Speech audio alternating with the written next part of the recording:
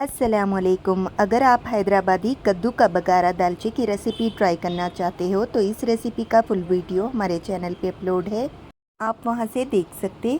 आप ये दालचे को बघारे खाने के साथ, प्लेन राइस के साथ, जवारी की रोटी के साथ या फिर गेहूं की रोटी के साथ भी सर्व कर सकते। आप ये दालचा कम वक्त में आसानी के साथ बनाकर तैयार कर सकते। ये खाने में बेहद ही लजीज बनकर तैयार होगा। आप एक बार ये रेसिपी को ज़रूर से ट्राई कीजिएगा। इंशाल्लाह मैं उम्मीद करती हूँ आपको ये रेसिपी ज़रूर से पसंद आएगी।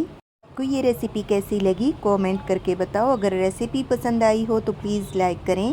ये रेसिपी अपने फैमिली और फ्रेंड्स में ज़्यादा से ज़्यादा शेयर करें। अगर चैनल पे न्यू है तो कुकिंग माय फूड जायका को सब्सक्राइब करें।